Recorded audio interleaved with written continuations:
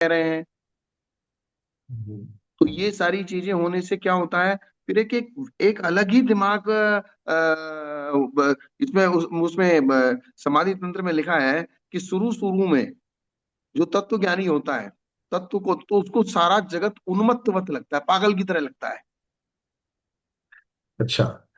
पूज्यपाद आचार्य ने, जब कोई व्यक्ति ध्यान अवस्था प्रारंभ करता है और तत्व ज्ञान में चलता है, तो उसको ये लगता है देखो अपन तो तत्व ज्ञानी हो गए, ये देखो ये पागलपंती कर रहा है, ये पागलपंती कर रहा है, ये वैसा कर रहा है। तो ऐसा उसके दिमाग में उसके दिमाग में बार बार आती है जी। पागल की, कि वो दुनिया को पागल समझने लगता है। उनको मतलब उसको ऐसा अंदर से को उबाल आता है कि बोले देखो ये गलत कर रहा है, ये गलत कर रहा है। फिर धीरे धीरे धीरे जब वो अपने अंदर में स्थिर होने लगता है, फिर उसको लगता है ये तो संसार है, तो ऐसे ही चलता रहेगा, तो अपन तो अपने अंदर स्थिर हो जाओ।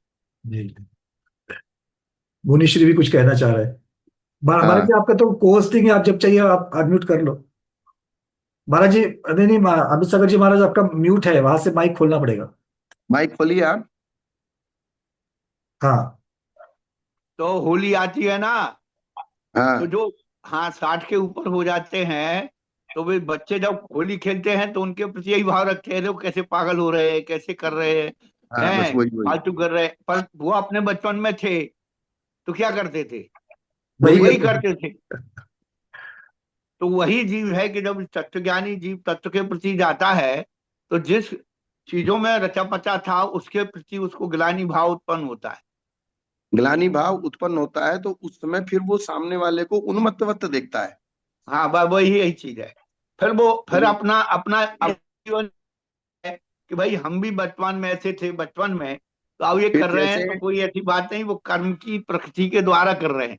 उनकी वो मोहिनी कर्म की, चरित मोहिनी कर्म के प्रति वो काम करा रही है, तो उसके प्रति भी ग्लानि भाव निकल जाता है और अपने प्रति बहुमान आ जाता है। और जैसे जैसे उसका तत्व ज्ञान बढ़ता है, फिर वो धीरे धीरे धीरे धीरे शांत हो जाता है। फिर ना किसी के बारे में ये सोचता है कि ये पागल है, ये ऐसा है, ये वैसा है। फिर वो न अपने ही रोचन्ते आत्मज्ञान में लग जाता है। विषयासुर्वापी फिर यथा वो यथा अपने समायाति तत्व तत्वमत्वम, तथा हम्म तथा न रोचन्ते विषयासुर्वापी। ऐसी चीज है।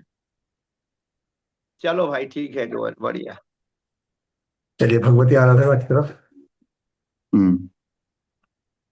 सिद्धे जय प्रसिद्धे शौर्याराणा फलम पते, वंदिता अर्हन्ते वो क्षमाराहणा कंसो। जय बोलो अनंतानंद परम सिद्ध भगवान की जय। देवादिदेव खिजारक्षी आदिनाथ भगवान की जय। खिजारक्षी शांतिनाथ देवीनाथ चंद्ररूप सुदन पार्श्वनाथ भगवान की जय। वर्तमान शासन नायक श्री महावीर भगवान की जय। शिव कोटि महाराज की जय। परम पूज्य आचार्य श्री कुंतु सागर जी, कनक नंदी जी, पदम नंदी जी गुरुदेव की जय। जिनवाणी माता की जय। श्रीमद जैन धर्म की जय। राष्ट्रपति धृतराज विराजमान आचार्य भगवत श्री वैराग्य नंदी जी महामंदिराज सत्संग की जय। आचार्य श्री आपके श्री चरणों में बारंबार हम सभी स्वाध्यायी योग शुद्धि पूर्वक नमोस्तु करते हैं और आपसे विनती करते हैं कि गुरु गुरुदेव हमारा रत्न त्रय उज्जवल हो, इसलिए देशना दीजिए। नमोस्तु नमोस्तु नमोस्तु जय। हम्म। पेज पृष्ठ नंबर निन्यानवे, कौन सा है? गाथा 56। अच्छा, गाथा नंबर 56। ठीक है। जेवी अहिंसादिगुणा मरणे मिच्छत कड़ुगिदा हुंति, ते तस्य कड़ुगु दुद्धिये गद्दम च दुद्धम हवे अफला। जो भी अहिंसा आदि गुण मरते समय मिथ्यात्व से दूषित होते हैं। आपने 5 महाव्रत धारण किए, गुण धारण किए, या श्रावक के व्रत धारण किए, वे सारे के सारे व्रत अगर अंत समय में सम्यक दर्शन शिथिल होके मिथ्या दृष्टि हो जाता है, तो व्रत तो ग्रहण कर लिए, व्रत तो व्रत रहते ही हैं, लेकिन आपका मानसिक परिवर्तन चेंज हो गया फिर वापस। मतलब चारित्र अपनी जगह पर है, श्रद्धान की हाँ, अपेक्षा बदल गए। श्रद्धान की अपेक्षा फिर वापस, क्योंकि मन स्थिर रहता नहीं है। मन में क्या पता कौन सा इस प्रकार का परिणाम उत्पन्न हो गया, वो मन फिर पलटी मार गया। मतलब भले आपने आहार का त्याग करा है, अभी अपने हाँ, सब दिशाओं का त्याग किया है, तब किया है। वो सब है, ये लिखे ना। जो हाँ। भी अहिंसादी गुण, अर्थात जो भी आपके व्रत नियम है, वे सारे के सारे ज्यों के त्यों वैसे के वैसे रहते हुए भी फिर भी मरते समय मिथ्यात्व के द्वारा अगर वे दूषित होते हैं, तो वे उस दूषित गुण वाले आत्मा के कड़वी तुम्बी में रखे गए दूध की तरह बेकार हो जाते हैं। मतलब दूध आपके जो अहिंसा आदि गुण है वो दूध की तरह है, और मिथ्यात्व कड़वी तुम्बी की वजह से, तो मिथ्यात्व की वजह से वो कड़वे हो जाते हैं। तब आपकी आत्मा रूपी जो पात्र था, वो पात्र मिथ्यात्व से कड़वा हो गया। जी। और मिथ्यात्व से कड़वा, और वो जो मिथ्यात्व और सम्यक दर्शन है, वो सिर्फ मानसिक परिवर्तन के ऊपर डिपेंड करता है, विचारों के ऊपर, परिणामों के ऊपर। क्योंकि वो क्रिया तो है नहीं वहां पर, वो तो सोच के ऊपर है। क्योंकि वहां तुमने अहिंसा दी, अहिंसा, सत्य, अचौर्य, ब्रह्मचर्य, ये व्रत कोई खंडित नहीं हो रहे वहां। हम्म। क्योंकि आपने चारों प्रकार के आहार पान आदि का त्याग कर रखा है, दिशाओं का नियम ले लिया है, वो सब झूका त्यों है, वैसा का वैसा ही है। वो सारी चीज वैसी की वैसी होते हुए भी अगर आपका परिणाम मिथ्यात्व रूप वापस परिणमन कर गया, तो वे सारे अहिंसादि गुण, वे सारे व्रत, वे 28 मूल गुण, चाहे श्रावक के 12 व्रत है, वे सारे के सारे व्रत एक दूषित आत्मा में कड़वी तुमड़ी दूषित आत्मा, मिथ्यात्व से दूषित, और मिथ्या से दूषित आत्मा वो हुआ पात्र। और जो व्रत आदि थे, जब सम्यक दृष्टि था, तो वे व्रत दूध की तरह थे। अब वही दूध कड़वे पात्र में आ गया। मतलब वो निष्फल हो जाएंगे, मतलब उसका जो फायदा होना था वो फायदा नहीं होगा, निष्फल हो जाएंगे। नहीं, फायदा नहीं होगा वो तो चीज अलग है। फायदा नहीं होगा और नुकसान हो जाएगा। हाँ, मतलब वो दूषित हो गए, इसलिए अगर कड़वा दूध पिएंगे तो नुकसान हो जाएगा। जहर आपको भोजन खाने को नहीं मिले, उससे आप मरोगे नहीं, लेकिन हाँ, जहर वाला भोजन खाने से मर जाओगे। बिल्कुल, दो चीजें, बहुत सुंदर दो चीजें हैं इसमें। हाँ। एक तो कड़वा होना और कड़वे के जो नुकसान होना, ये दोनों चीजें यहाँ पर है। मतलब आपको भूख लग रही है, भूख लग रही है तो भूखा रहना ज्यादा उचित है कि भूख को मिटाने के लिए जहर वाला भोजन खाना। तो जहर वाला भोजन खाने से पेट की भूख तो शांत हो जाएगी 2 मिनट के लिए, बस जीवन ही समाप्त हो जाएगा। लेकिन जीवन ही समाप्त हो जाएगा। जी जी जी, बिल्कुल। तो वो ज्यादा नुकसान हो जाएगा हमारा। जी। मतलब जैसे सेल टैक्स, इनकम टैक्स वाले आते हैं, आपके पास जो धन होता है उसका अगर आपके पास कोई ब्यौरा नहीं है, कोई उसके पास, उसकी आपके पास कोई रसीद आदि नहीं है, तो उसका टैक्स भी लगाएंगे, उसके बाद पेनल्टी लगाएंगे। तो 100 का 100% वो धन तो जाएगा ही जाएगा, उसके साथ साथ 30% और लगाएंगे, 130% जाएगा। जी। कितना जाएगा? बिल्कुल, पेनल्टी इंटरेस्ट के साथ जाएगा वो तो। 130% जाएगा। किसी किसी का तो वे 150% कर देते हैं, कि यानी जी। कि जो आपके घर में 1 किलो सोना मिला है वो तो जाएगा ही जाएगा, क्योंकि उसका और कोई हिसाब किताब आपके पास नहीं है। नहीं है। हिसाब किताब नहीं है, या आपके पास कैश निकला है या जो भी कुछ निकला है, तो वो तो पूरा का पूरा 1 करोड़ रुपया था, वो तो गया सो गया। उसके ऊपर 30 लाख रुपए और पेनल्टी दो। मतलब सोना मूल मूल गया, प्लस ऊपर से सारा और भी नुकसान हो गया। तो वो ही स्थिति ये है कि आपने व्रतों को धारण किया, संयम को धारण किया। हम बार बार यहाँ एक चर्चा करते हैं, जैसे हम लोग जो साधु बन गए, जो धार्मिक माहौल में निरंतर 24 घंटे रहते हैं, तो जी। धार्मिक माहौल में जो 24 घंटे रहते हैं, अब वे जो कुछ भी करेंगे, अगर उनके कषाय उत्पन्न होगी, तो कषाय किसके निमित्त से उत्पन्न होगी? वहीं पर जो बैरागी लोग बैठे उन्हीं के निमित्त से ज्यादा होगी, क्योंकि वही तो आपका देवसास है। गुरु। तो यहाँ जो भी कषाय उत्पन्न होगी, फिर वो देवसास गुरु के निमित्त के ऊपर ही जाएगी। हम्म। जैसे साधु साधु आपस में कोई ईर्ष्या करेगा, साधु साधु से मायाचारी करेगा, साधु साधु से कोई झूठ बोलेगा, साधु साधु से कोई अहंकार करेगा, घमंड करेगा, तो यहाँ दूसरा तो गृहस्थी का काम तो है नहीं। जी। आप समझ रहे हैं ना बात को? बिल्कुल, मतलब आप जिसके साथ, क्योंकि वही परिवार शब्द अगर लगाएंगे तो वही परिवार है, उसी के साथ में होना है अभी जो भी है। मान लीजिए आपने उस धार्मिक सिस्टम को अपनाया नहीं है, आप अपने घर में बैठे हैं या दुकान पे बैठे हैं, व्यापार कर रहे हैं, तो वहां जो कषाय आप कर रहे हैं वो किससे कर रहे हैं? वहां पर अगर अगर हम अकेले बैठे तो अकेले के साथ कर रहे हैं, अगर जिनके साथ और ग्राहक ही आएंगे तो परिवार के ग्राहक के साथ साथ। बैठे तो परिवार के साथ कर रहे हैं, दुकान पे बैठे हैं तो दुकान वाले ग्राहकों के साथ कर रहे जी हैं। जी जी, बिल्कुल। लेकिन वे धर्म के आयतन नहीं है। हाँ, वे क्या नहीं है? धर्म के आयतन नहीं है वो। और यहाँ हाँ। पर अगर संघ में होगा तो धर्म के आयतन के साथ होगा। हाँ, ये कहने का हमारा मतलब है। बस बस बस, वो सही बात है। मतलब नुकसान वहां पर ज्यादा होगा। यहाँ जहाँ हम बैठे हैं, धर्म के यहाँ आयतन नुकसान के। हम ज्यादा कर लेंगे। हाँ, धर्म के आयतन के यहाँ पर, क्योंकि आप जिनसे नहीं करना चाहिए उनसे कर रहे हो। हाँ उनसे करें। वहां तो क्या, आपने आपने अपने बेटे को डांट दिया, कभी किसी ग्राहक के साथ झूठ बोल दिया, कभी किसी के साथ किसी का सामान चोरी कर लिया। तो यहाँ अगर मंदिर में बैठे हैं, यहाँ अगर चोरी का भाव आएगा तो किसकी चोरी करेंगे? स्वाध्याय सब लोग समझ रहे हैं ना बात, आचार्य ऋषि की कितनी महत्वपूर्ण बात है। तो वहां पर जब हमको इस मार्ग से जब गृहस्थी से निकल करके जाना, तो कितना सावधान वहां पर, जितना हम घर में रहने की बात सोच रहे हैं उससे ज्यादा कई ज्यादा वहां पर सावधान रहने की बात होनी पड़ी। इसीलिए कहीं कहीं आचार्यों ने साधु धर्म को तलवार की धार पे चलने के समान हाँ, बताया है। कांडे की धार इसलिए कहा है इसको। इसीलिए वही विवक्षा है ये। क्योंकि अगर आपकी कोई भी कषाय आदि करण वीर उत्पन्न होगी। विशेषेभ्य तद विशेषा। हाँ बोलिए बोलिए। तीव्र मंद ज्ञाता ज्ञात भावाधिकरण वीर विशेषेभ्य तद विशेषा। तीव्र भाव, मंद भाव, ज्ञात भाव, अज्ञात भाव, वो किसी भी क्षेत्र में हो, शुभ में हो अशुभ में हो। लेकिन हमारा कहना एक दूसरा प्रकार का है। जैसे आप परिवार के साथ बैठे हैं, परिवार के साथ आप क्रोध मान माया लोभ कर रहे हैं, वो जो क्रोध मान माया लोभ है, और आप संग में बैठे हैं और साधुओं के साथ क्रोध मान माया लोभ कर रहे हैं, तो वो जो क्रोध मान माया लोभ की क्वालिटी होगी, और परिवार के साथ या व्यापार में ग्राहक आदि के साथ जो क्रोध मान माया लोभ होगा, उस क्वालिटी से इस क्वालिटी में जमीन आसमान का फर्क पड़ेगा। वही बताओ, यही वहां पर बात को विशेष हो बता रही जाएगा, है। वही विशेष हो जाएगा वहां पर। ये हमारा कहने का अभिप्राय है यहाँ पे। नहीं, वही बात है, उसी को थोड़ा सामने। हाँ, वो सूत्र में जो लिखा है तीव्र भाव, मंद भाव, ज्ञात भाव और अज्ञात भाव, तो वहां वो चीज अधिकरण तो। और हाँ, शक्ति अधिकरण, विशेष। अधिकरण विशेष, हम्म। ये बात किसमें आएगी? सब में अधिकरण आएगी, विशेष, सबके लिए लगेगी।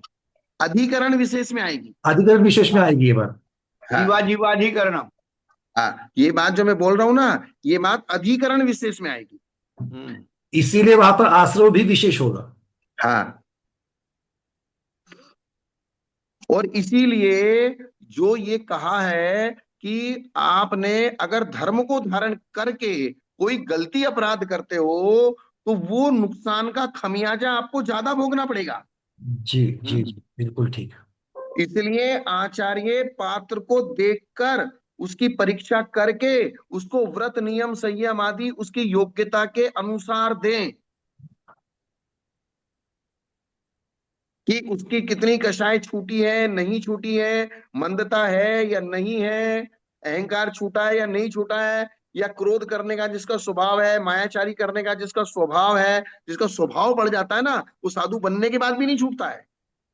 कि बाहर से सिर्फ लिंग धारण करने मात्र से तो चीजें नहीं बदलेगी जब तक भाव नहीं बदलेगी। हाँ, जैसे किसी का विशेष रूप से गुस्सा करने का, बार बार बात बात में चिड़चिड़ करने का स्वभाव है, अब वो घर में भी रहता है तो बार बार चिड़चिड़ करता है, तो यहाँ अगर रहेगा तो गुरु जी के ऊपर चिड़चिड़ करेगा, बार बार पास में बैठने वाले साधुओं के ऊपर चिड़चिड़ करेगा, और पास में बैठने वाले साधुओं के ऊपर चिड़चिड़ करने का मतलब है, और गुरु के ऊपर चिड़चिड़ करने का मतलब है, कभी उसको कुछ कह दिया गया तो मंदिर में बैठा होगा तो वहां से गुस्से में उठ के आ जाएगा, अपमान किसका हुआ? देव का। जी, बिल्कुल। कभी शास्त्र गुस्से में आके शास्त्र स्वाध्याय में नहीं आया तो अपमान किसका हुआ? गुरु और शास्त्र दोनों का हुआ। गुरु और शास्त्र दोनों का हो गया, तो ये बहुत तीव्र दर्शनावरणी कर्म का बंध के कारण हो जाएगा, जी जी। और ऊपर। यही फिर समाधि बिगड़ने का कारण हो जाता है। जी।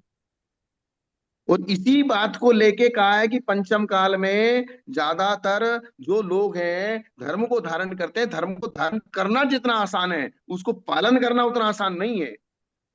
बिल्कुल ठीक बात। ये प्रैक्टिकल इस चीज को समझना बहुत जरूरी है। हम आपको डिमोलिसिस नहीं कर रहे हैं नहीं कि नहीं महाराज पंचम जी, काल में धर्म ये नहीं होता। डिमोरलाइजेशन का नहीं है, ये सावधानता है। हाँ मार्ग तो वही है, हमको उसको अपनाना है, कि तो इस सावधानता के साथ में अपनाना है। हाँ, हमको आपको ये बताने की कोशिश कर रहे हैं कि अगर आपने निरंतर अपने आप को धार्मिक सिस्टम में ले आए हैं, अब आपकी कषायों के ऊपर कितना कंट्रोल रखना जरूरी है। क्योंकि अगर आपकी कषाय उत्पन्न हुई तो जिस सिस्टम में आप बैठे हो उसी सिस्टम से कषाय करोगे आप। इसीलिए यहाँ पर जब तप की भी चर्चा चल रही थी, तो अभ्यंतर तप जो बाह्य तप है वो अभ्यंतर तप को पुष्ट करने के लिए, और अभ्यंतर तप राग द्वेष की मंदता के लिए, मतलब अगर आपने रस त्याग किया है, नमक छोड़ा है एक दिन के लिए, फिर तो अगर उसकी वजह से अगर आपकी चिड़चिड़ हो रही है तो कोई मतलब नहीं आ रहा वो रस त्याग करने का। और अगर ये आदत अगर गृहस्थ में लगी है तो भले आप वहां पर मुनि बनने के बाद दो की जगह पर एक ही जगह पर भोजन, एक ही टाइम भोजन करोगे, बट अगर वही आदत रहेगी तो ये सारी चीजें जो आचार्य जी कह रहे हैं वो सारी चीजें वहां पर हो जाएंगी। क्योंकि हमने देखा है, हम 30-30 40-40 साधुओं के साथ रहे हैं, बड़े बड़े संघों में भी रहे हैं। जब हमारे गुरु जी का संघ था पद्मनंदी महाराज का, तब भी 35-40 साधु थे। आज भी हम 30 साधु हैं। साधु निरंतर हमारे साथ में भी रहते हैं, और बड़े बड़े कार्यक्रमों में, बड़े बड़े साधु संघों में भी हम जाते हैं। तो वहां जो भी विवाद है सिर्फ आपस में साधु संतों के। हमने ऐसे भी साधु देखे हैं कि जो गुरुओं के ऊपर आधा आधा घंटा चिल्लाते। हम्म। गुरुओं का अपमान करते हैं, अपने से बड़ों का अपमान करते हैं, बड़े छोटे का ध्यान नहीं रखते।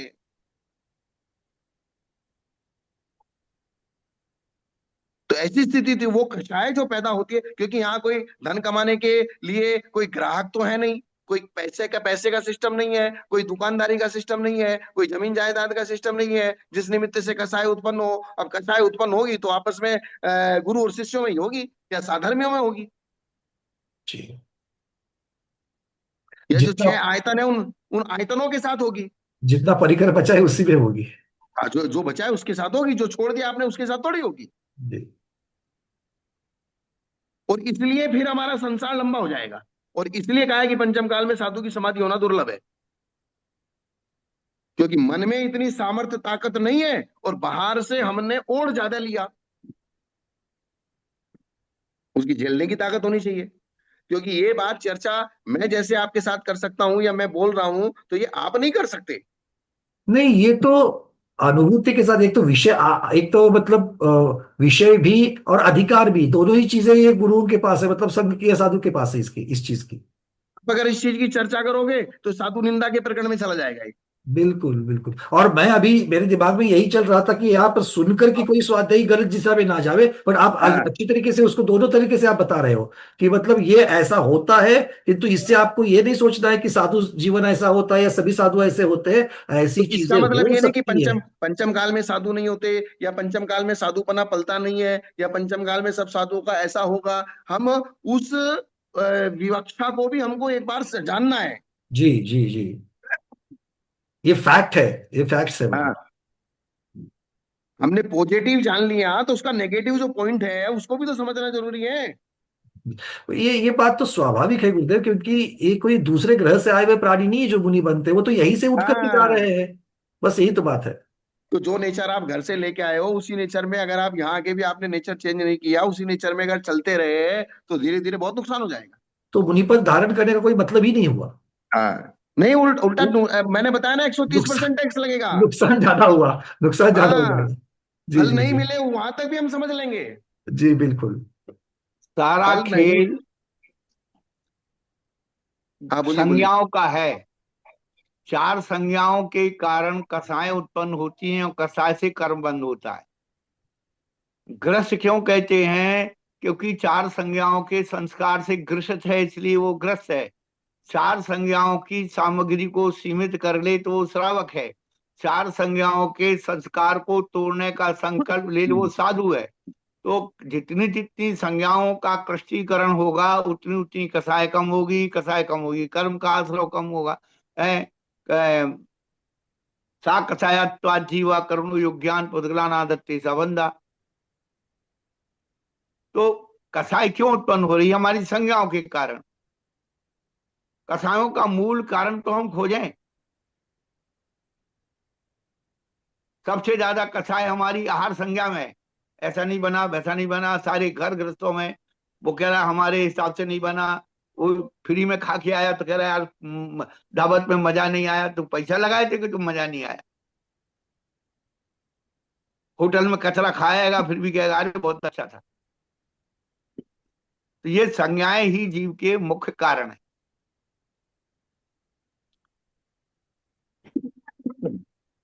इसलिए हमारे आचार्यों ने ये कहा है, एक आत्मानुशासन में गाथा आई है कि जिसका बुखार कम हो गया हो, जिसकी पाचन शक्ति मजबूत हो गई हो, उसको व्रतों का भार देना, नहीं तो उसको थोड़ी मुलायम मृदु चिकित्सा में रखना।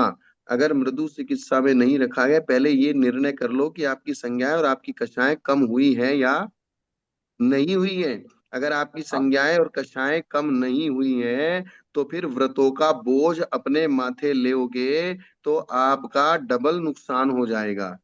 स्वामी जी, ऐसे ऐसे शिष्य आते हैं कि दीक्षा लेते समय तो ऐसा दिखाते हैं कि इनके जैसा बैरागी संसार में कोई नहीं है, और पीछे हाथ में आते ही एक गुरु के गुरु बन जाते। तो इसका मतलब आचार्यों की भी कोई ना कोई कमी होगी। अब वो तो आप लोग समझे, हम तो भैया देखो नहीं तो खूब जिसने भगत भोगी दीक्षा हो दी गए। है, जो भी दीक्षा दे रहा है, जिसने जिससे बनाया है, शिष्य बनाया है, तो उसके जांचने में परखने में कहीं ना कोई कोई गलती हुई होगी। अब वो तो सभी जगह देखने को मिल रहा है कि हाँ तो वो कहीं ना कहीं गुरुओं गलती का। होती है ना। तो गलती होती है कि उस गलती का खमियाजा आचार्य को और दीक्षा देने वाले को भी भोगना पड़ेगा। हाँ, अगर उसके पास इस प्रकार, पर या तो उस दीक्षा प्रकार की लेते अगर समय तो वो अगर अपनी इतनी बढ़िया शिष्यता दिखा रहा है।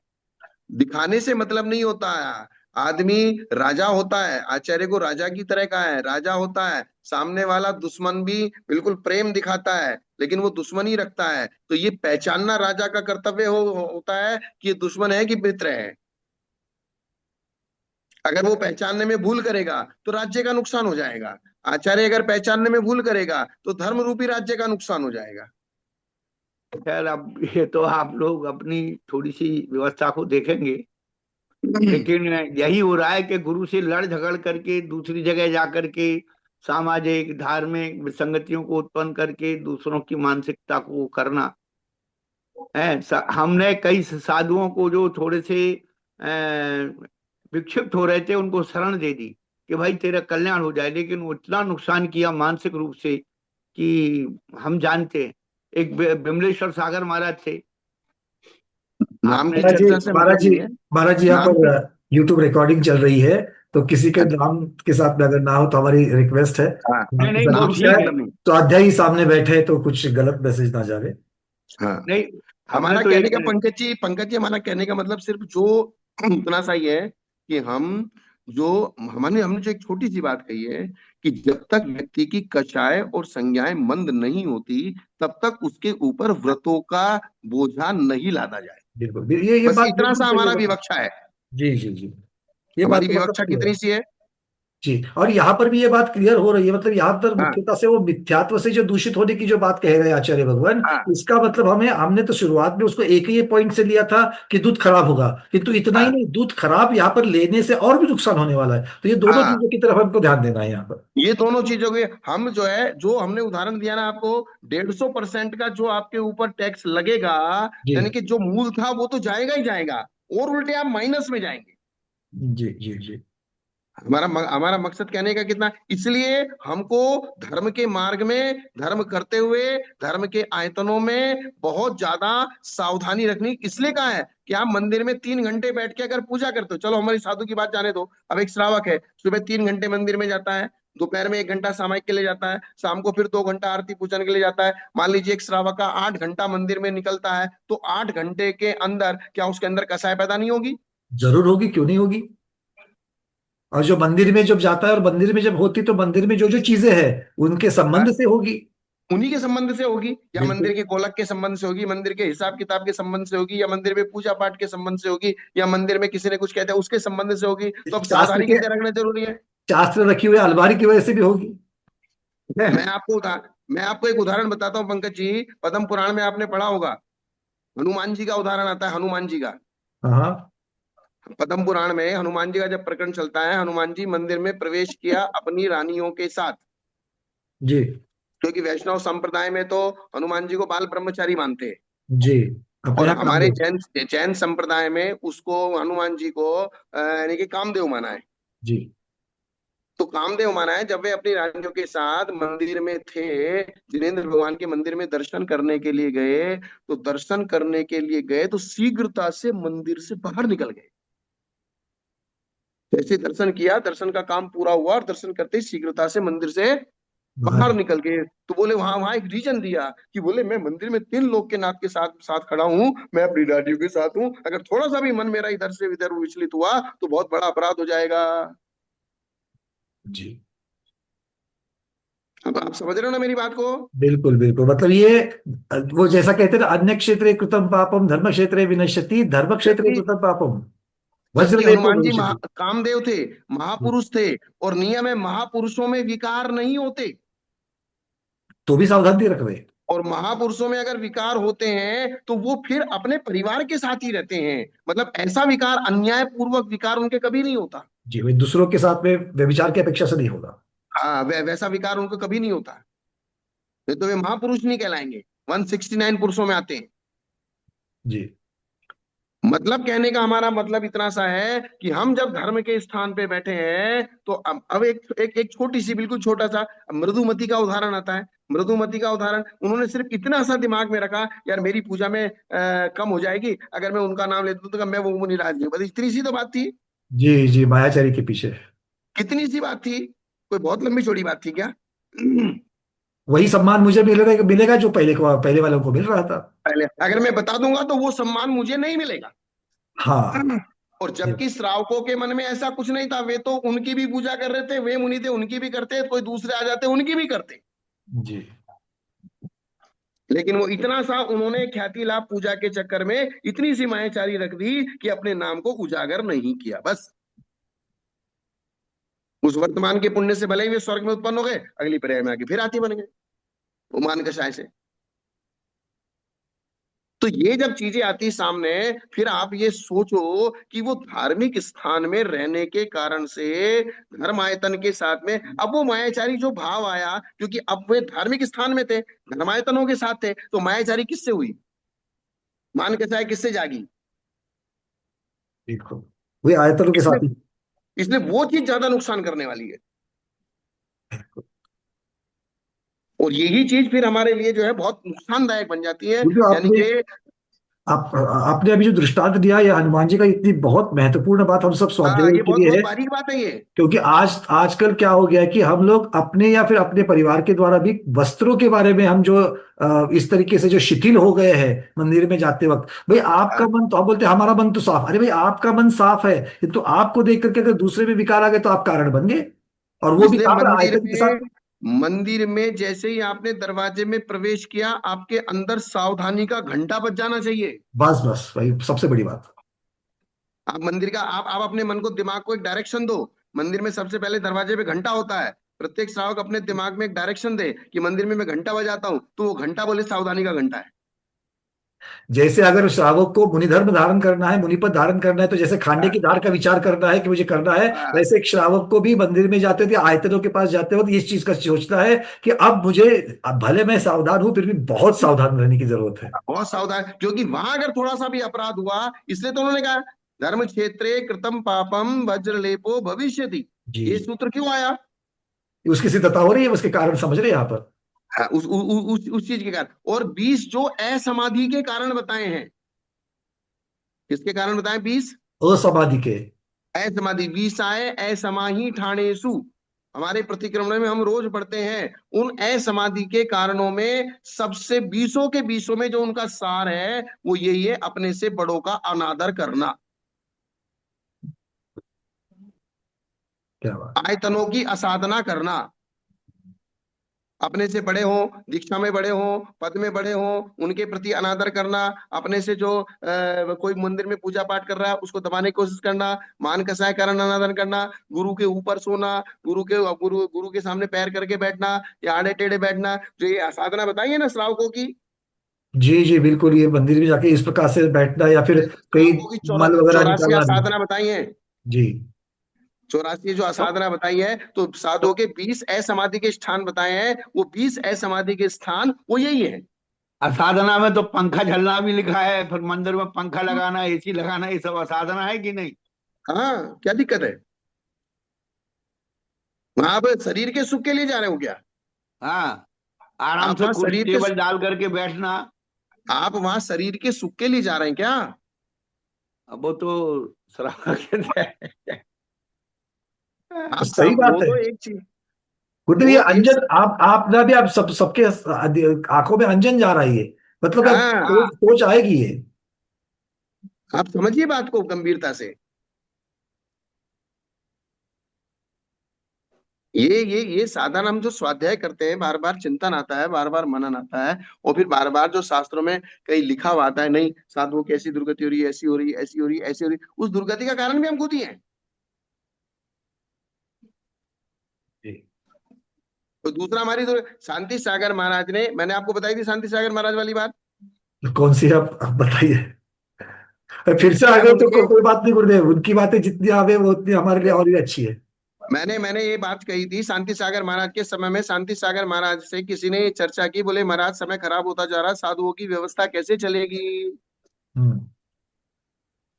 कैसे इनका आहारचर्या होगी, कैसे क्या होगा। तो अब उन्होंने एक ही जवाब दिया था, जो साधु अपने साधुपने में रहेगा, जो साधु 28 मूल गुणों का पालन करेगा, जो साधु अपने शिथिलाचार को रहित होके जैसा आगम में लिखा है वैसी चर्या करेगा, उसकी पंचम काल के अंत तक भी व्यवस्था होगी।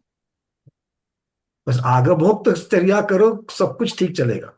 और आगमोक्त चर्या करने के बाद भी अगर किसी की व्यवस्था नहीं हो रही तो वो साधु कभी परेशान नहीं होगा, क्योंकि इसके दिल में सुकून है कि मैं अपने आगम के अनुसार चर्या कर रहा हूं, मेरा कर्म है, कोई बात नहीं। साम्य भाव। उसके अंदर साम्य भाव जागृत होगा। इसलिए ये जो पॉइंट है, जो चिंतन है, जो विचार है, इसको बहुत सावधानी से लेने का पड़ता है। बहुत सुंदर है ये, मतलब ये इस चीज को एक, मतलब सेंसिटिव एरियाज जैसे कहते हो, सेंसिटिव एरियाज की हाँ, जैसे बात हो रही है। जैसे जैसे जहाँ अन्य समाज, यहाँ दंगा होने का ज्यादा खतरा रहता है ना, उसको सेंसिटिव एरिया घोषित कर देते हैं। करेक्ट, तो ये इस तरीके से हमको ये सोच करके ही चलना है। हाँ भाई, ये जो है आतंकवादियों का एरिया है, या ये जो है इस प्रकार से गलत लोगों का एरिया है, यहाँ पे जो है झगड़े की आशंका ज्यादा रहती है, तो जरा सा कुछ बोल दिया तुरंत झगड़ा तैयार हो जाता है, तो वो सेंसिटिव एरिया है वो मंदिर। इसलिए प्रभु आप शिखर जी संवेदनशील। में जाके बैठ गए, अब कहीं सेंसिटिव एरिया में जाना ही नहीं। हाँ, तो संवेदनशील एरिया में रहने से और ज्यादा क्या होता है, जरा सा भी कुछ होगा तुरंत वो ज्यादा नुकसान हो जाएगा। इसलिए यहाँ पर कहा है, जो भी अहिंसा आदि गुण मरते समय मिथ्यात्व के द्वारा दूषित हो गए। अब क्या होता है, जो मृत्यु के समय समाधि चल रही है, तो समाधि के समय कोई साधु कपड़ा नहीं पहनता है, या वो व्रत छोड़ के भाग जाएगा, या हाँ। उसके व्रत खंडित हो जाएंगे, वो सब कुछ होने वाला नहीं है, या वो उठा के अपने आप से कुछ पानी वानी पी लेगा। उसके व्रत नियमों में कोई दिक्कत आने वाली नहीं है। दिक्कत आई किसमें, अब वो जो सुन रहा है या सोचते, खुद अपने मन से सोच रहा है, सोचते सोचते विचारों में क्या पता क्या परिवर्तन आ गया और सम्यक से मिथ्यात्व में चला गया। इसमें चला गया, मिथ्यात्व में। मिथ्यात्व में चला गया, और मिथ्यात्व में जाते ही सार उसके जितने भी सारे व्रत आदि थे, वे सारे व्रत आदि दूषित हो गए, कड़वी तुबड़ी में रखे हुए दूध के समान। जी। प्रमादवान के द्वारा प्राणी के प्राणों का वियोग करना हिंसा है। उस हिंसा से निवृत्ति को अहिंसा कहते हैं। असत कहने से निवृत्ति को सत्य कहते हैं। बिना दी हुई वस्तु के ग्रहण करने की विरति को अचौर्य कहते हैं। मैथुन सेवन से विरति को ब्रह्मचर्य कहते हैं। मोह के उदय से होने वाले यह मेरा है, मम इदम, इस प्रकार के भाव को परिग्रह कहते हैं। उससे निवृत्ति को अपरिग्रह कहते हैं। ये अहिंसादि गुण, छोटी छोटी इनकी परिभाषा बता दी, तो ये अहिंसादि गुण अर्थात अहिंसादि रूप परिणाम धर्म है। ये क्या है, ये धर्म है। ये धर्म है।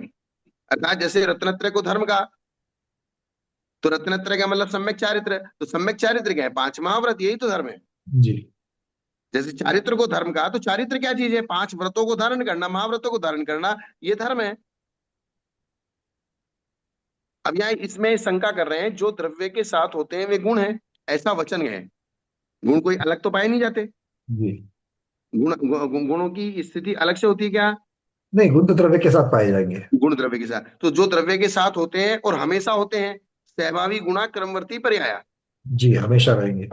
हमेशा रहेंगे। उसके अनुसार चैतन्य अमूर्तत्व आदि जो आत्मा के साथ रहते हैं वे ही गुण हैं। अब हिंसादि के त्याग रूप परिणाम तो कभी होते हैं, कभी नहीं होते हैं, और जो कभी होते हैं और कभी नहीं होते हैं तो वे तो पर्याय हैं, वे गुण नहीं है। और आपने क्या कहा, अहिंसादि गुण। और शंकाकार को अहिंसा को गुण कहने पर अभी आपत्ति हो रही है, आपत्ति मतलब उसमें आपत्ति शंका आ रही तो है। अब आपने गुण कहा कि जो समझदार होगा तो फिर बाल की खाल निकालेगा। बिल्कुल ये वैसे ही कर रहा है, क्योंकि वो द्रव्य तक पहुंच गया उसके लिए। हाँ, तो आपने कहा अहिंसादी गुण, तो अहिंसादी गुण तो वो तो परमानेंट साथ में रहते नहीं है। कभी अहिंसा हिंसा रूप में परिवर्तित होती, कभी हिंसा अहिंसा रूप में परिवर्तित हो जाती है। भाई ये अहिंसा भी तो मैं किसी भी जीव का घात नहीं करूंगा, ये आपका परिणाम था। और वो परिणाम आपका छूटा, घात का परिणाम हो गया तो हिंसा हो गई, घात का नहीं परिणाम हुआ तो अहिंसा हो गई। जी। ये तो बदलता रहता है। तो बदलता रहता तो फिर आपने उसको गुण क्यों कहा? अतः मनुष्यत्व की तरह या क्रोध आदि की तरह पर्याय कहो, उनको गुण मत कहो। क्या कहो? पर्याय कहो गुण की जगह पर।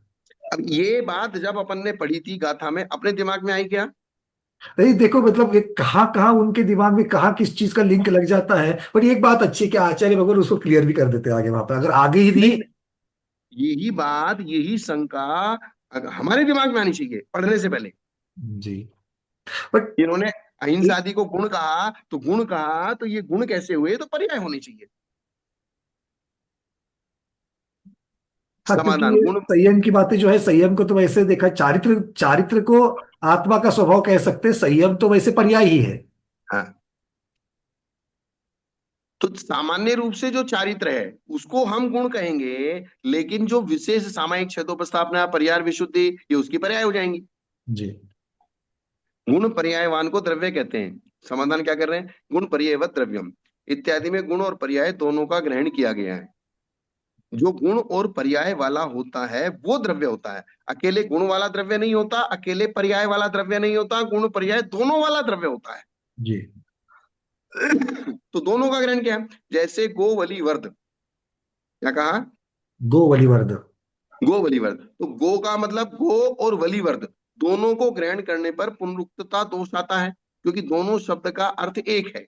अब बलिवर्ध कहो चाहे गो कहो, बलिवर्ध का मतलब बैल, हम्म। और गो का मतलब भी बैल।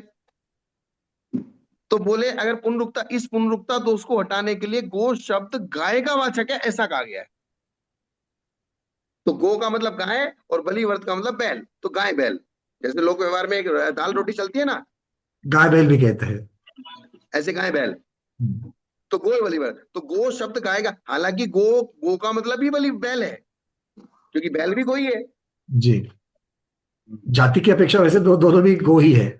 तो दोनों ही गो कहलाते हैं। तो फिर भी एक एक दोनों एक होते हैं। बलिवर्ध कहो वो भी दोनों के लिए बराबर है, और गो कहो वो भी दोनों के लिए बराबर है। तो गो शब्द गाय का वाचक है। एक गुण शब्द का ग्रहण करने पर वह धर्म मात्र को कहता है।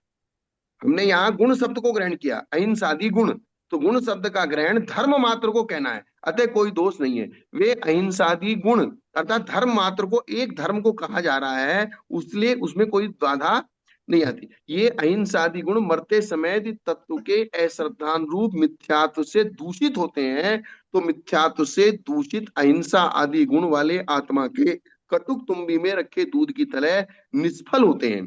दूध का फल क्या है? पित्त को शांत करना। दूध का फल क्या है? पित्त को शांत करना। यहाँ चित्त लिख दिया है, चित्त नहीं पित्त। जी। ओके। दूध जो है मेन, अगर किसी की एसिडिटी बढ़ी हुई होती है तो उसको ठंडा दूध देते हैं। जी। जी। ठंडा दूध से ही पित्त। ठंडे दूध से क्या होता है? पित्त शांत हो जाता है, एसिडिटी शांत हो जाती है। संस्कृत में भी पित्त्यादि पिशवनम यही शब्द लगा है। हाँ।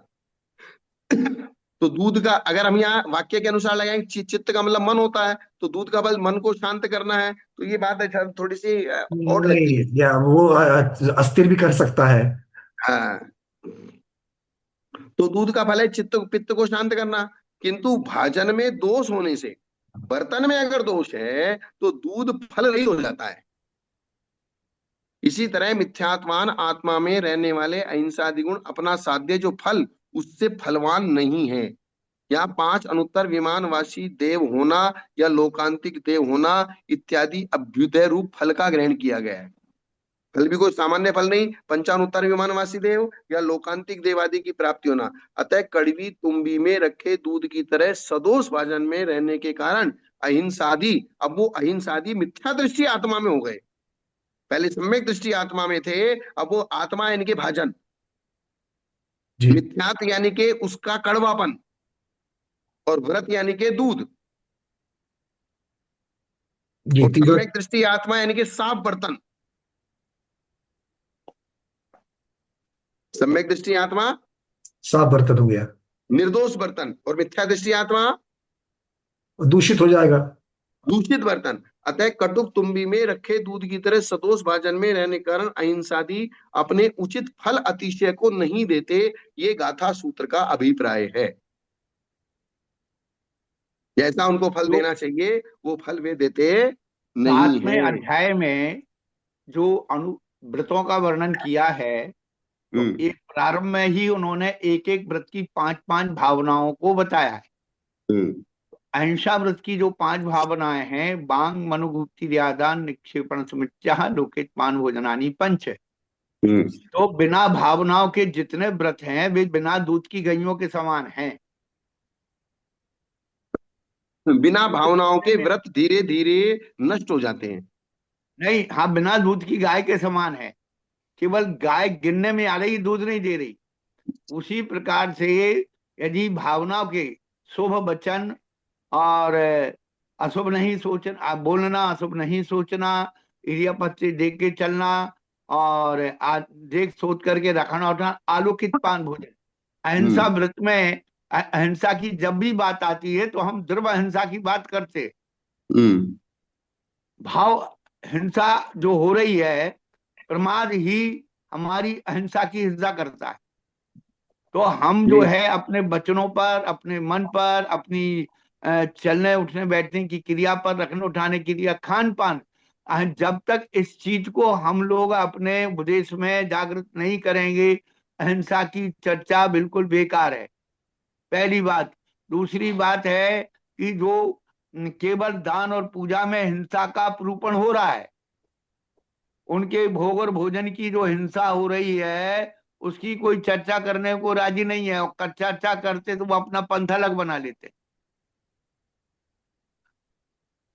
मेन जो अहिंसा की जो आचरण पद्धति है, जब अभी सन 18 में पूज्य पद्मनंदी महाराज का आगमन हुआ श्रवणबेलगोल में, तो आगमन करके हम उनको लेने के लिए गए। हाथ पकड़ा उनने और सबसे पहले यही पूछा उनने प्रश्न, अमित सागर बताओ अधा कर्म किसे कहते हैं? हमने कहा गुरुदेव, दान और पूजा की जो क्रिया में हिंसा होती है वो आधा कर्म होती है। बिना उस आधा कर्म के ना दान बन सकता है ना पूजन बन सकती है।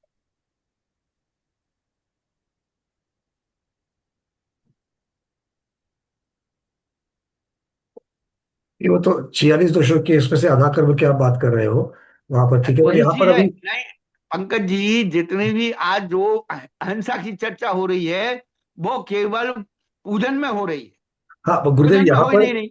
यहाँ पर अभी उसे जो। पूजन का पाप तो दिख रहा है, पूजन की थाली में पाप दिख रहा है, भोजन की थाली में पाप नहीं दिख रहा। नहीं, वो आलोकित पान भोजन। वो बिल्कुल आपका बिल्कुल ठीक है, वो वाला विषय। यहाँ पर जो अभी वो जो चर्चा मुख्यता से आ गई कि उन्होंने अहिंसा आदि जो पर्याय उनको जो लग रही है उसको आप गुण क्यों कह रहे हो, इसकी चर्चा फिर उन्होंने जो बता दिया कि एक गुण शब्द का ग्रहण करने पर धर्म मात्र को कह दिया है। उनकी विवक्षा आपको यहाँ पर समझनी है, वो विवक्षा की अपेक्षा से, इसलिए वो निर्दोष है, वो इसमें कोई दोष नहीं है। आचार्य श्री ठीक कह रहे हो मैं? हाँ हाँ, नहीं ठीक है। तो इस प्रकार से ये मतलब यहाँ पर जो विषय चल रहा है कि व्रत जो है अभी तक, वो तो व्रतों में तो क्योंकि वहां पर कोई व्यवस्था ही नहीं बन रही जो व्रतों को दूषित करे, चारित्र को दूषित करे। किंतु दूषित जो हो रहा है वो उसका सोच, उसका श्रद्धा दूषित हो रहा है, और इसीलिए सिर्फ उसका फल नहीं मिलेगा ऐसी बात नहीं, वो तो और नुकसानदेह हो रहा है। ये हो गया ये क्योंकि भी बात आपके। मैं एक बार पंकज जी आप बता दो, अभी जो महाराज बोल रहे हैं ना, हाँ, द्रव्य हिंसा का ज्यादा पाखंड कर दिया गया है। ये बात बिल्कुल ठीक, मतलब ये महाराज जी कह रहे हैं तो सौ आना सच्चा है, क्योंकि आप आज हम लोग हाँ, दूसरी जगह पर हम लोग बात ना करते हुए किसी चीज को एकांत करके हम लोगों ने उसको इतना एकांत कर दिया है कि हम दूसरे ही डायरेक्शन में जा रहे हैं वहां पर। द्रव्य हिंसा, द्रव्य हिंसा, द्रव्य हिंसा, द्रव्य हिंसा, द्रव्य हिंसा की तरफ जरा सा, अरे लेके चलना, ये क्या है, ये अनछना पानी है, एक बूंद पानी गिर गया, ये ऐसा हो गया, ये वैसा हो गया, ये ऐसा हो गया, तो द्रव्य हिंसा का इतना हमने उसका बवाल मचा रखा है। लेकिन हम कषाय कितनी कर रहे हैं ये किसी के हाँ, ध्यान में वाह नहीं वाह आता। बस बस वही बात है।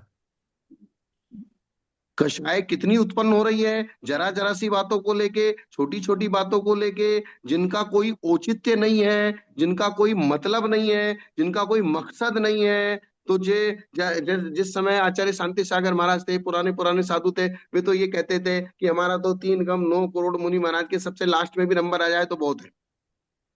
सकारात्मक जैन धर्म को नकारात्मक जैन धर्म बनाया जा रहा है इस प्रकार से। बस हर एक चीज में खराबी, हर एक चीज में खराबी है। और देखो, वही तो अनेकांत में जो चीज आपको अच्छी दिख रही किसी को बुरी दिख रही, स्वाभाविक है, क्योंकि आप जब तक समग्रता से नहीं देखोगे तो सभी सही तरीके से दिखेगी नहीं। आप अगर अंश को देखोगे तो वही दिखेगा आपको। वही वही चीज है। तो इसलिए सबसे मेन रागादीना में उत्पत्ति हिंसा। राग राग आदि को ही हिंसा कह दिया सीधा सीधा। राग देश को हिंसा हमारे यहाँ कहा है, द्रव्य हिंसा को हिंसा ही नहीं कहा है। और हिंसा कहा है तो पहले अगर राग आदि की उत्पत्ति अंतरंग में नहीं है और साधु प्रमादवान नहीं है और फिर भी उसके पैरों के नीचे कोई जीव आके मर जाता है तो उसको हिंसा के दोष का भागी नहीं कहा गया है। गुरुदेव, इसीलिए तो द्रव्य हिंसा का त्याग तो महाव्रत लेते हुए छठे गुणस्थान में ही हो गया, किंतु हाँ। वीतराग अवस्था के लिए 10वें गुणस्थान के अंत तक जाना पड़ा, क्योंकि जब तक राग द्वेष लगे हुए हैं। और रही सत्ता। दान पूजा की बात, दान पूजा बिना सावध्य के होते नहीं है। जी। दान पूजा बिना, और उस सावध्य को उन्होंने समुद्र में एक विष की कणिका डालने के समान कह दिया कि बोले उससे कोई फर्क पड़ने वाला नहीं है, क्योंकि विशुद्धि ज्यादा होती है तो उस विशुद्धि से सारे कर्म नष्ट हो जाएंगे। इसलिए आप उस हिंसा की चिंता मत करो। क्या? ये ग्रंथ पढ़े ही नहीं तो क्या करना है, करे पढ़े हैं तो समझे नहीं है, ये प्रॉब्लम हो गई। बस तो अब वो मेजरमेंट बिठाना पड़ेगा, आपको कैलकुलेशन बिठाना पड़ेगा, तराजू तराजू लेके बैठना पड़ेगा कि किधर कभी इधर बोले तो इधर का पलटा भारी हो गया, इधर बोले तो इधर का भारी हो गया, उसको बीच में लाना है सुई को। हम्म। उसको सुई को किधर लाना है? साम्य भाव की सुई बीच में रहेगी तभी तो साम्य भाव बनेगा उसका। हाँ। अब जो हिंसा हिंसा की ज्यादा बात करते हैं तो वो जो किसी को दूध चढ़ाने में हिंसा ज्यादा लगती है तो हम उनको सिद्ध करें तो तुम्हारे पानी चढ़ाने में भी हिंसा है। किसी को फूल चढ़ाने में हिंसा लगती है तो बोले तुम चावल पीला करके चढ़ाते हो तो वो डबल हिंसा करते हो। गुरुदेव, हम तो बहुत सीधा सा हिसाब रखते हैं, बस। अपनी बुद्धि को तानी नहीं देते हैं। भाई आचार्यों ने, प्राचीन आचार्यों ने बहुत सोच समझ करके इस चीज को लिखा है, तो हमसे भी ज्यादा बुद्धिमान थे, हमको ज्यादा तर्क लगाने की जरूरत नहीं, सीधी बात है ये। और ये तो भक्ति भाव की बात है, भक्ति भाव जिसका जैसा उमड़ेगा वो चढ़ा लेगा, उसमें फर्क क्या पड़ रहा है? और आप चरणानुयोग भक्ति में भाव को पैदा जैसे मैं करो ना। हमेशा अमित सागर जी महाराज को इसलिए याद करता हूं, मैं वो कहते हैं जिस अनुयोग का प्रश्न है उस अनुयोग से उत्तर दे दो। ये बात बहुत बस। महत्वपूर्ण है, क्योंकि चरणानुयोग की बात है, उसमें आप सिद्धांत की बात आपको चरणानुयोग का उत्तर चरणानुयोग की अपेक्षा से देना है। और सबसे बड़ी चीज है, मैंने आपको हमेशा एक बात कही है, हमारे सोचने ना सोचने से कुछ नहीं होने वाला। जो व्यवस्था है अनादिकालीन, और अनादिकालीन पूजा पाठ की व्यवस्था अकृत्रिम चैत्यालय से चलती है। जी जी जी, बिल्कुल। पूजा पाठ के लिए जैसे यहाँ पर जब तीसरे काल का अंत होता है, चतुर्थ काल की शुरुआत होती है, तो फिर भगवान अवधि ज्ञान से विदेश क्षेत्र की व्यवस्था को विचार करके फिर यहाँ व्यवस्थाओं को लागू करते हैं। जी। क्या करते तो हैं? बुद्ध में स्वयं की एक बात आपको मैं बता दूं, यहाँ पर मुझे अभी और मैं खुद की मतलब ये अपने में दोष था, मैं आपको आपके सामने, चार लोगों के सामने आपका मैं अपना दोष बता रहा हूँ। एक समय हम्म, ऐसा आया था कि पहले तो हम लोग उत्तम द्रव्य से चढ़ाते थे, बाद में हम्म, ऐसा हो गया कि दिमाग में ये चढ़ गया कि भाई ठीक है, तुम्हें तो सिर्फ उसमें से साधन करके देखना है, फिर गुलाब का पुष्प चढ़ा रहा है या फिर तू लौंग चढ़ा रहा है। पर हम्म। ऐसा नहीं है, आगम में ऐसा नहीं लिखा है। आगम में उत्तम से उत्तम द्रव्य से पूजा करने के लिए बताया है। वैराग्य की जहां पर आपको चीजों को त्यागने की बात है, वो त्याग की बात आपको खान पान शुद्धि के लिए वगैरह लगानी है, ना कि भगवान के द्रव्य के। यहाँ पर भगवान के द्रव्य तो उत्तमोत्तम ही होने चाहिए। ये उत्तम बहुत इसलिए महत्व, होनी चाहिए, अगर आपने उत्तम में थोड़ी सी भी कमजोरी की तो असाधना हो जाएगी। ये बहुत महत्वपूर्ण बातें है ये। और इसलिए हाँ। इस प्रकार की चीजों अगर से आपने बोल करके उत्तम नहीं में से चलेगा। आप अपने घर में 200 रुपए किलो का चावल खाओगे और हाँ। भगवान को चढ़ाने की तो करोगे तो फिर आज का मतलब आप जो है भेदभाव कर रहे हो। मतलब ये ऐसा हुआ था, कुछ तरीके से प्रभावित हो जाते हैं सोच करके, और जल्दी से वैराग्य वाली बातें जो है ना, वो कहाँ हाँ। लगानी कहाँ नहीं लगानी है, इसका जो है वो एक विवेक नहीं रहता है। और और किसी ने मेंढक मेंढक ने झूठा फूल भी चढ़ा दिया तो भी स्वर्ग चला गया। ये उस दिन आपने बात कही, तो ये मतलब और हाँ। अगले डालने वाली बातें हैं ये सब। और हाथी ने अपनी सूंड में नाक में पानी भर के भगवान का अभिषेक कर दिया तो भी वो स्वर्ग चला गया। तो वो अशुद्धता की बात है कि नहीं वहां पर? शुद्ध अशुद्ध कहाँ तक देखोगे आप उसमें? शुद्धता शुद्धता कहाँ गई? शुद्धता शुद्धता की प्रश्न ही नहीं है वो। यहाँ इसका अर्थ ये नहीं होता कि आप जो मर्जी चाहिए वो भगवान के ऊपर इसका डाल दो। इसका मतलब ये नहीं है कि आप अपने मुंह में पानी भर के भगवान को चढ़ा दे रहे हैं, हाँ, बस बस मुझे वही आना था कि ये नहीं होता तो उस चीज पे कि आप अपने मुंह से फूल पकड़ के लागो। भगवान ने तुम्हें हाथ दिए तो हाथ से पकड़, मेंढक को हाथ नहीं दिए थे, वो हाथ में हाँ, नहीं पकड़ सकता था। विवक्षा को समझना है। अब मैं अपने आप को मेंढक समझ के कि बोले मैं भी मुंह में दबा के भगवान को फूल चढ़ाऊंगा, तो वो काम नहीं, तुम्हारे साथ नहीं चलेगा। तो फिर सारे काम मेंढक जैसे करने पड़ेंगे, चलना भी फुदक करके पड़ा पड़ेगा। फिर जो मेंढक की तरह चलो फिर। तो कौन सी चीज कहाँ किस किस किस तरीके से फिट करनी है वो समझने की बात है। जी जैसे अहिंसादि गुण केवल फलाती शिकारी नहीं बल्कि मिथ्यात्व के कलुषित आत्मा में स्थित अहिंसादि दोष भी करते हैं। ये बता देना कि फल तो मिला नहीं सो मिला नहीं, उल्टा और दोष कर रहे हैं। जी जी। जो मैं अभी नुकसान बात बढ़ कर गया, रहा था ना, नुकसान बढ़ गया। वो हाँ वो नुकसान बढ़ गया अभी। वही बात इस अगली गाथा में की जा रही है। जय भेष जंपि दोषम आवई विषेण संजुदम संतम तैमिच्छत विसुजुदा गुणा विदोषा वहा होंती। जैसे औषध भी विष के संबंध होने पर दोष करती है। दवाई है, दवाई फायदा फायदा करती है, लेकिन जहर के साथ खाई है। उसी प्रकार मिथ्यात्व रूपी विष के संबंध से अहिंसादी गुण भी उल्टे और ज्यादा दोषकारी होते हैं। फल तो गया भाड़ में, फल तो गया खड्डे में, फल तो जीरो हो गया, और उल्टा दोष के कारण हो गए वे। जी जी, आपने जो दृष्टांत दिया ना कि भाई अगर भूख लगी है, कुछ खाने को नहीं मिला तो भी चलेगा, किंतु विष हाँ, वाली चीज खाने से तो मतलब वो तो और भी नुकसानदेह हो जाएगी। अब मतलब कुछ भी खाने को नहीं है, भूख जोर जोर जोर से लगी रही, कुछ भी उठा के खा लिया, तो इसका मतलब ऐसा नहीं होता है।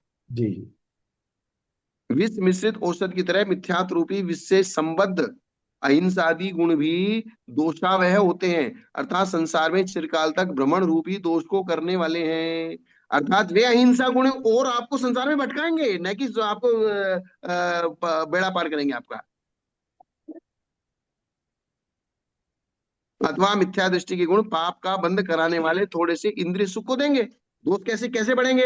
अब जैसे कोई मिथ्या दृष्टि था, मिथ्या दृष्टि को थोड़ा सा उसने व्रतों का पालन किया, व्रतों का पालन करने से थोड़ा सा उसका पुण्य संचय हुआ, पुण्य संचय हुआ तो थोड़े से इंद्रिय भोग मिले, इंद्रिय भोग मिले तो और ज्यादा वो इंद्रिय भोगों में आसक्त होगा, परिग्रह में आसक्त होगा, और ज्यादा बड़े नरक में जाएगा। पापानुबंधी पुण्य।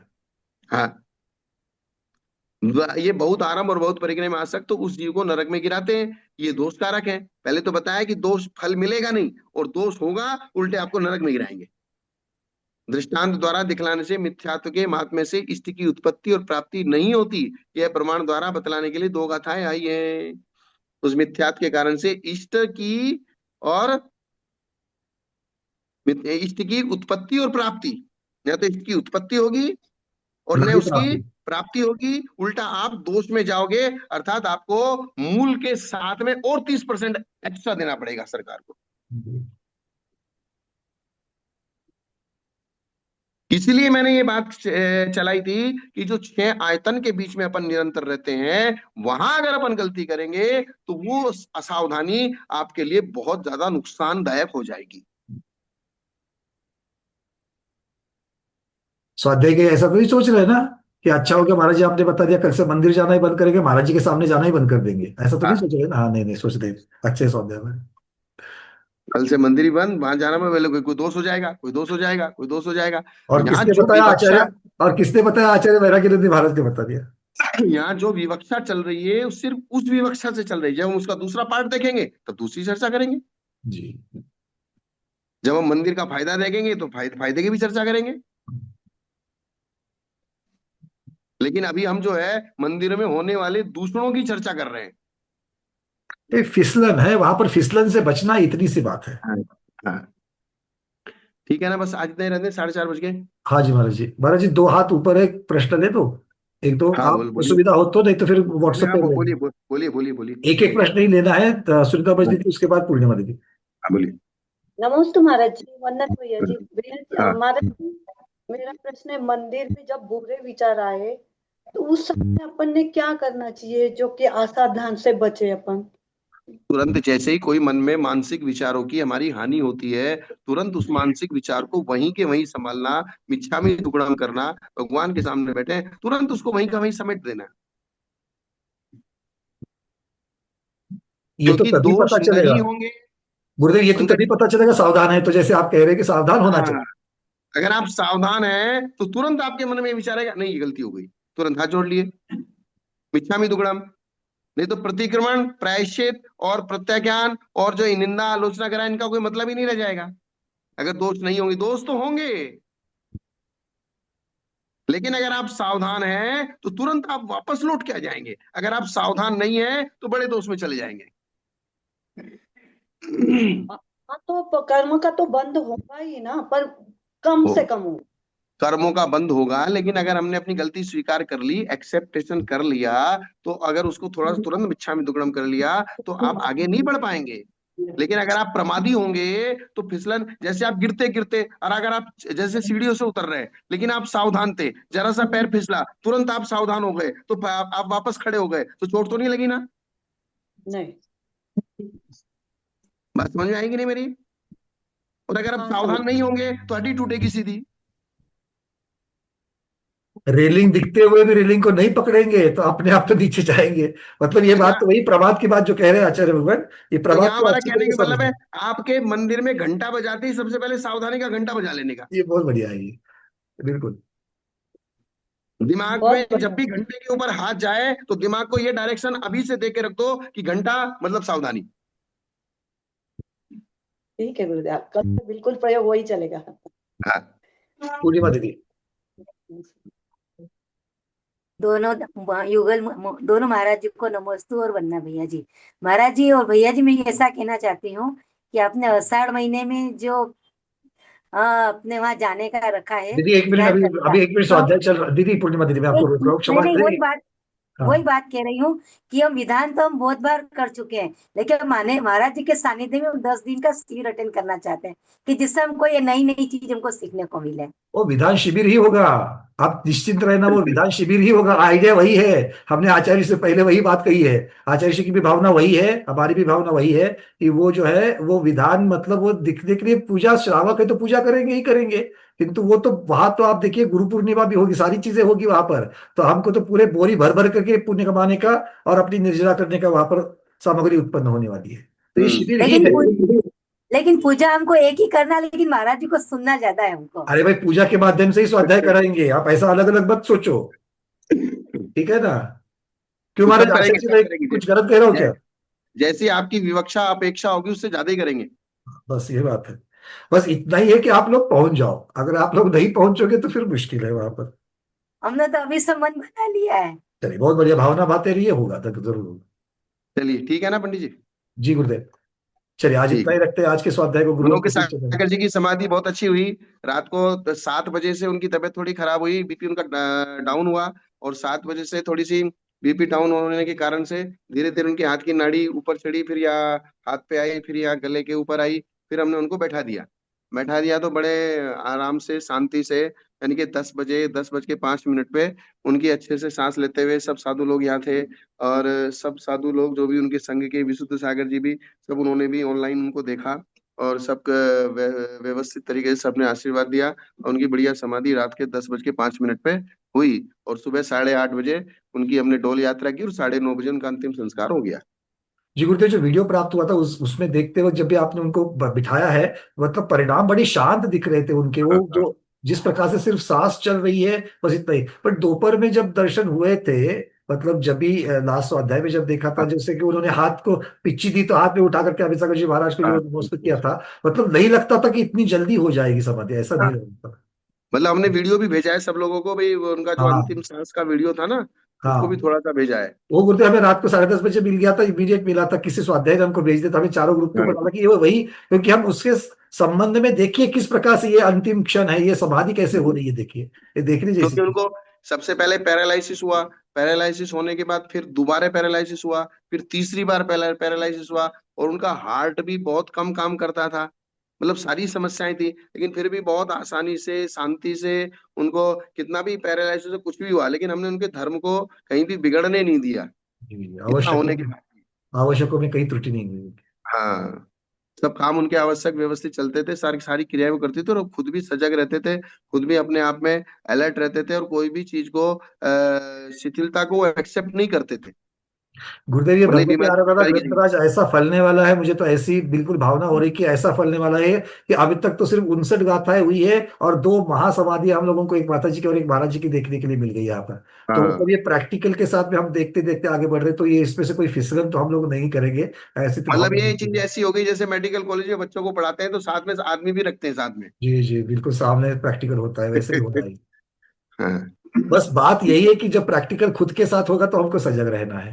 हाँ। बस यही आशीर्वाद आपसे चाहिए गुरुदेव, उसके लिए बहुत अपना बहुत। पर्चा बना के तैयार रखना कि आपको क्या रुचि है, क्या पसंद है, क्या नहीं है, कैसा आप चाहते हो, क्या आपका नेचर है। वो पर्चा हमको हमारे पास रहेगा ना, तो एक हमको एक कभी भी चीज होगा तो हम उसी उसी हिसाब से संबोधन कर पाएंगे। बिल्कुल आपने ये पहले बहुत इसको क्लियर कर दिया है कि तो उसी चीज के, क्योंकि जो रुचि है उस रुचि के द्वारा ही हमको धर्म का साधन करना है। हाँ, ठीक है। चलिए, जैनम जय दुशासनम।